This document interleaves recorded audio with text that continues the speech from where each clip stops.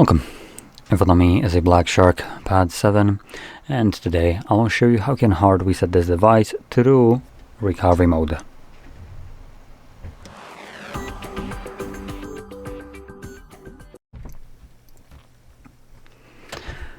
So, before I get started, there are two things that I want to quickly mention. So, number one is, once I get rid of the crap that is stuck in my throat. Okay, number one I want to mention is if you have some kind of screen lock, like I believe I do, right? Yeah, you can do this kind of reset in order to get rid of it without knowing it. Now, typically this will result in your device being locked, FRP lock to be more specific. So when you're going through the setup process of your device, you'll be forced to either verify that screen lock that you don't know, or the Google account that would be signed in, or was signed in prior to the reset. So that you can find that in system, and that system, there we go, Google. So you can see I have one. So for me, this device will become locked when I do this.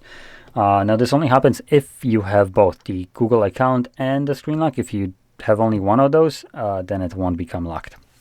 So that's one thing. And the second one that I want to talk about is backing up your data, as this process does delete everything from your tablet, all personal information, which includes your music, photos, contacts, applications, and so on.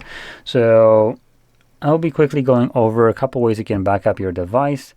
The second one would be not really a backup, but more of a migration.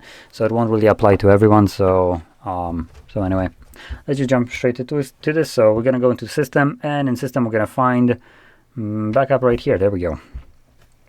Now in here, this is the Google backup, and as Google backup goes, it's not perfect. It's not even close to being good, in my opinion.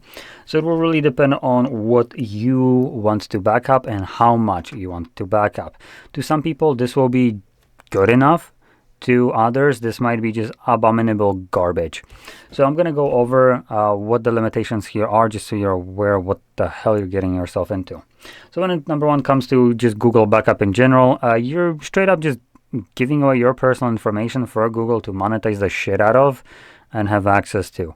That automatically just, leaves a bad taste in my mouth, a weird tingle below the waist, and not in a positive way.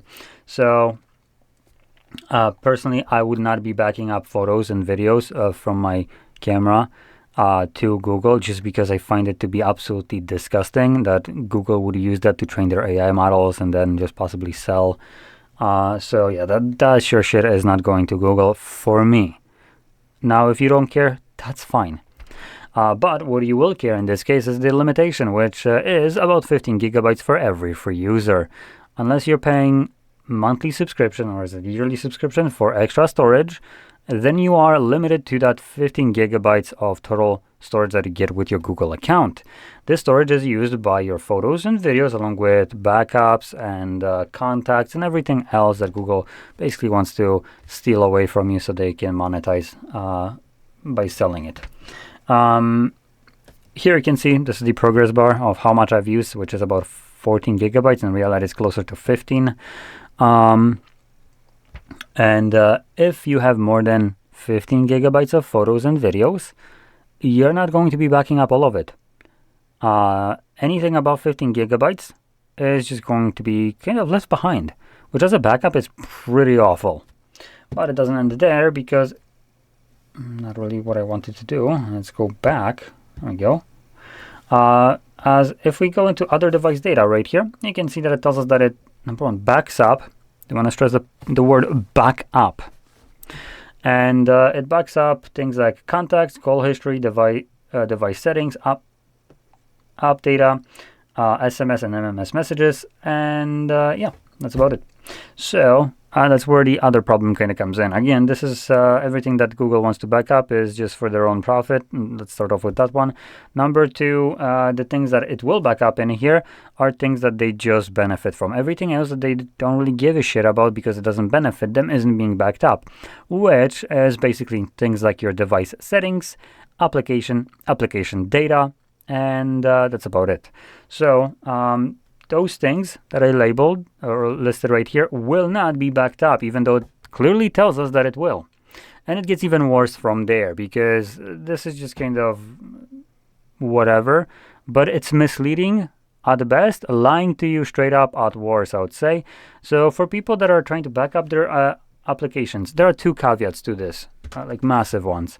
So application that came from Play Store, sure, kind of. Applications that are from outside of Play Store, yeah, those are not getting touched at all.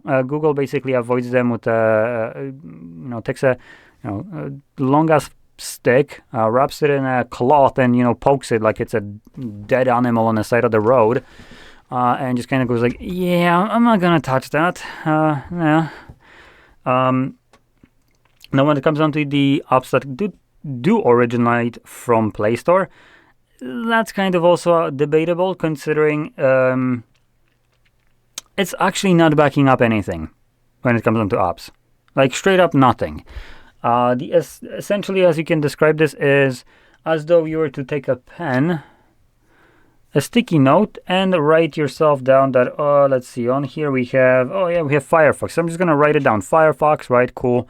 Written down. I remember that I used to have this application. So let's go back in here, and then when you're going to restore after the reset, you kind of just, bring up that sticky note, look at it. Oh yeah, there was Firefox. Let me just download it from Play Store. This is essentially what this is doing, which essentially means that backup label right here is a complete bullshit lie, because it's not creating a copy of the application that is on your tablet. It's just taking a little snippet that, hey, yeah, you had it.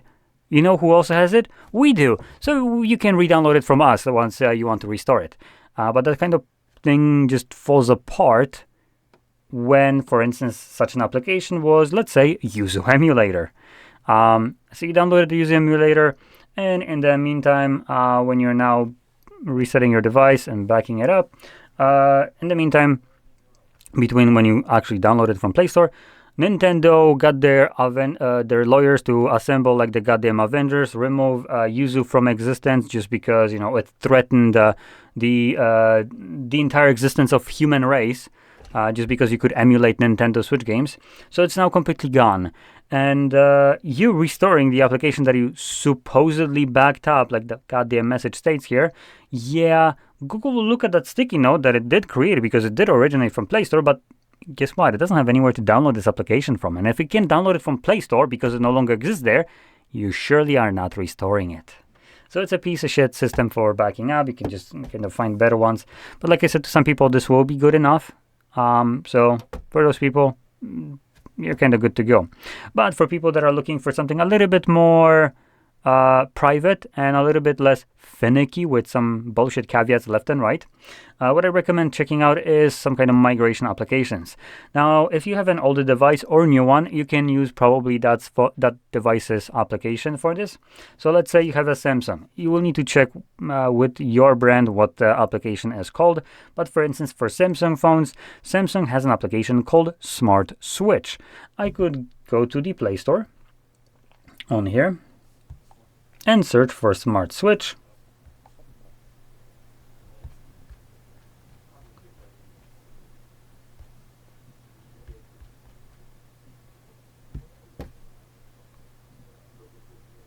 Why is it searching books now?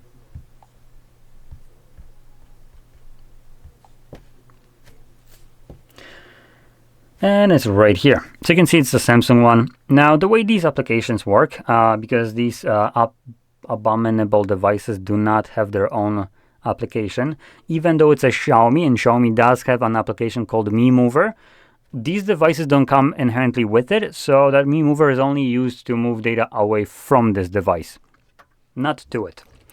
And you'll need to use either this application or things like Mi Mover or other ones from different brands.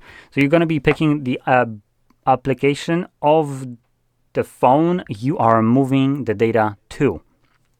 So like I said, if I have an old or new Samsung lying here and I'm moving data to this, I would need to use the Samsung's version of this application, which is the Smart Switch. Now, if I had something else, like I said, maybe OnePlus, for instance, I would need to use Clone Phone. If I had something like Huawei, I would need to use Phone Clone, just the other way around. And yeah, like I said, all brands, no, not all brands, but majority of the bigger brands does have their own application for this. So you can just download it to the Play Store and then use that application to move all the data from here to another device. And it's super good as it allows you to pick what kind of data you will be moving. It's completely off the cloud, so it will create a hotspot between these two phones together. So it's completely off the grid in a way.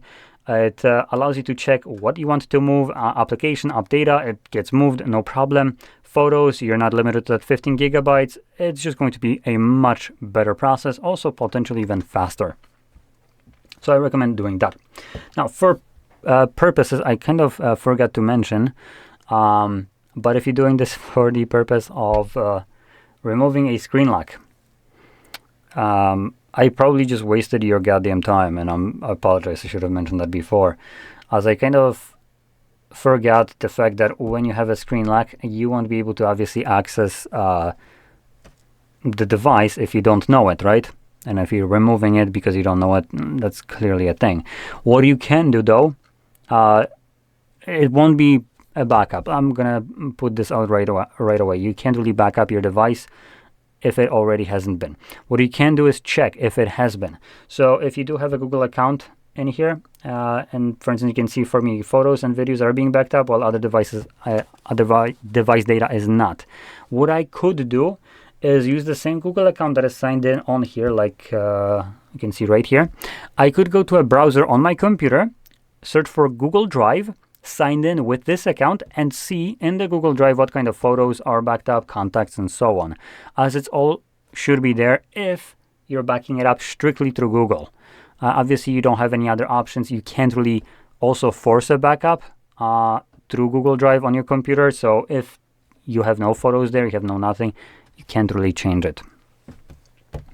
Anyway, with that out of the way, let's just jump to this. So I'm gonna first turn on the device by holding the power button and selecting power off.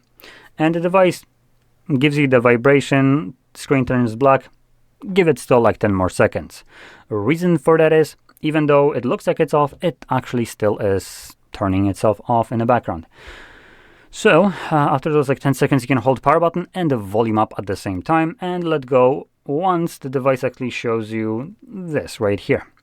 Now using volume up only, you can see we have this arrow right here. When you press volume up, it will be cycling through the three options. You want to make sure that the first one at the very top is selected, and when it is, press volume down instead, and this will confirm that selection.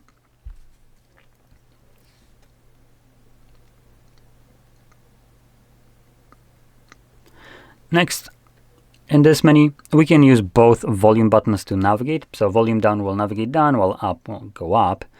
And with that in mind, we wanted to select wipe data factory reset, like it's selected right now, and then confirm it using your power button.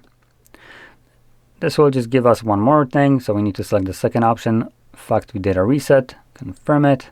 It's going to tell you it's formatting data, and then data wipe complete, which should be right about now. Come on.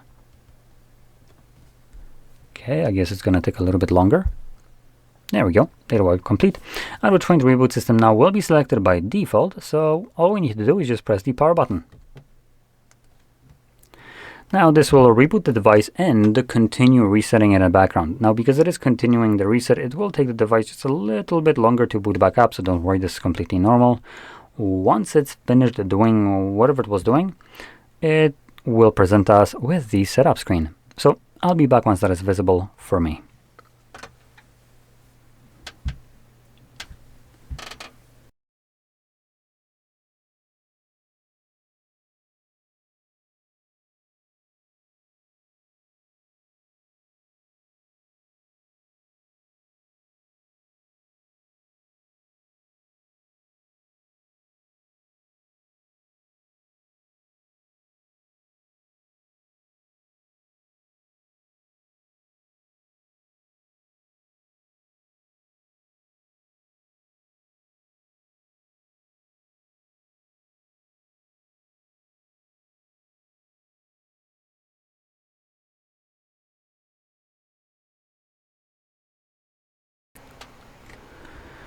And as you can see, the reset is now finished, and you can set up your device however you like.